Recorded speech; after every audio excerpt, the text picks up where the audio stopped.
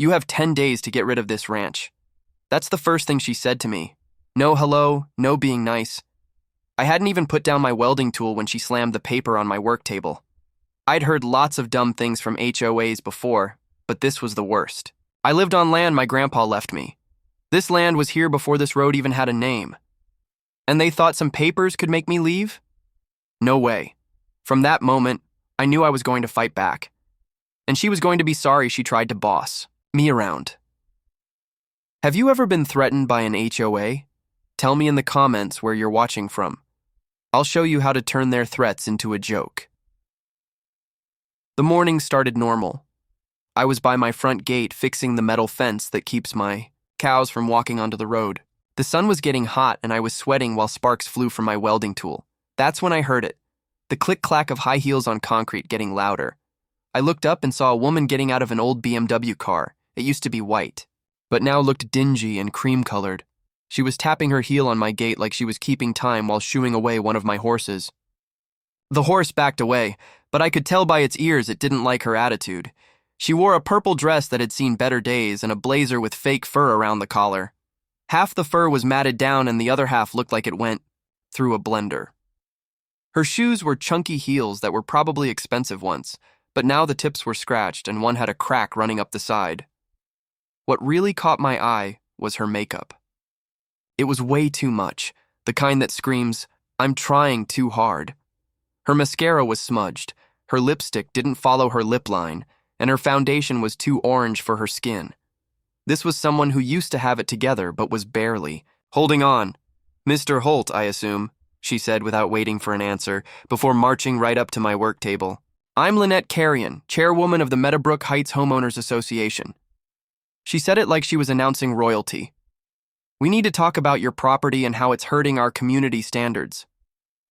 The way she said community standards made it sound like I was running a toxic waste dump instead of a cattle ranch.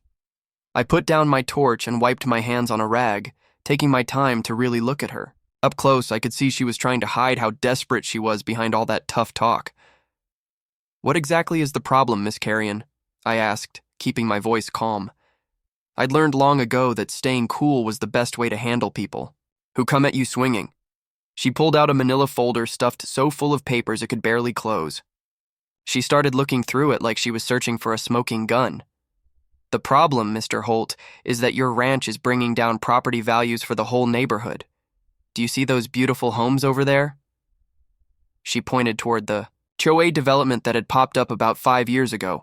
A bunch of cookie-cutter houses that all looked exactly the same except for their paint colors. Those families paid good money to live in a well-kept community, and your property is destroying their investment. I looked at the houses she was so proud of.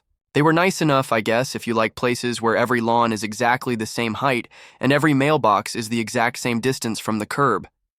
But calling them beautiful was a stretch. It looked like someone took one house design and copied it 30 times, only changing the shutter colors. "I've been living here since before those houses existed," I told her. "In fact, I was here before this road was even paved.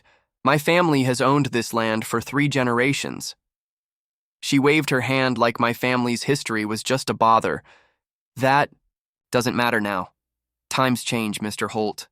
This area is growing and your ranch just doesn't fit the vision we have for our community." That's when she dropped the bomb. "You have 10 days to remove all livestock, tear down those ugly outbuildings, and bring your property up to neighborhood standards. After that, we'll be forced to take legal action." She slapped the violation. Notice down on my workbench hard enough to make my coffee mug jump. I picked up the paper and looked through it quickly. It was 3 pages of the most ridiculous complaints I'd ever seen. Excessive noise from livestock, unpleasant smells affecting neighboring properties, heavy vehicles creating road damage, structures not fitting with neighborhood look. Every single item was either completely made up or just a normal part of running a working ranch. "And if I refuse?" I asked, though I already knew the answer. Her smile turned cold, the kind of look that told me this was about more than just property values. "Then we'll make sure you understand that there are consequences for people who don't cooperate with community improvement efforts." As she turned to leave, I noticed something I hadn't seen before. A second car had been parked across the street. The whole time, a black pickup truck with dark windows. As Lynette walked back to her BMW, a man got out of the truck and walked over to her. He was tall, maybe in his 50s, wearing work clothes, but carrying himself like someone used to being in charge. They had a brief talk that I couldn't hear, but I could see him nodding along with whatever she was saying. Then he looked right at me and gave a slight nod like he was letting me know I was now on his radar. 1 week later, I found myself sitting in the Meadowbrook Heights Community Center.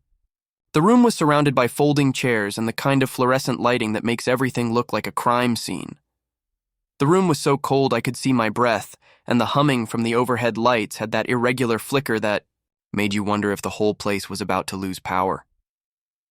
Lynette had set up at the front with a laptop and projector. She'd arranged the chairs in neat rows like we were all students about to get a lecture. About 20 people showed up, which was probably more than had ever come to an HOA meeting in the history of the development. The first thing Lynette did was dim the lights and start her PowerPoint presentation. The opening slide read, "Community Standards Enforcement, Protecting Our Investment," in bold red letters. Then came the photos. She'd taken pictures of my ranch from every possible angle and blown them up on the screen, so every detail looked as dramatic as possible. There was my barn, which looked perfectly normal to me, but in her presentation it was labeled as deteriorating structure affecting neighborhood looks. There were my cattle peacefully eating grass in the pasture, but her caption read livestock, creating noise and smell violations. She'd even gotten a photo of my old pickup truck, which she'd labeled as heavy commercial vehicle damaging public roads. What really bothered me was how she'd edited some of the photos. She'd taken pictures during morning feeding time when there's always a bit of dust in the air and the animals are more active, making everything look messy and dirty. She'd zoomed in on a water trough that needed cleaning and made it look like some kind of environmental danger. She'd photographed the manure pile from the angle that made it look biggest. Even though it was properly composted and located exactly where it was supposed to be according to county rules, every single photo was designed to make my ranch look like it was one step away from being condemned by the health department. As she clicked through her presentation, I noticed the man from the pickup truck sitting in the back row. He wasn't participating in the meeting at all, just watching. Every time Lynette made a point about property values or community standards, he would give a slight nod like he was keeping score. I'd never seen him before that day at my ranch, but something about the way he was watching made me think he had a lot more invested in this than just being a concerned neighbor. His clothes were clean but worn, the kind of work clothes someone wears when they want to blend in, but aren't actually doing manual labor. His boots were expensive, the kind that cost more than most people make in a week. When Lynette finished her presentation, she opened the floor for comments. That's when things got interesting. A woman named Colleen Rhodes, who I'd never met before, stood up from the third row. She was carrying a manila envelope that looked suspiciously similar to the one Lynette had brought to my ranch.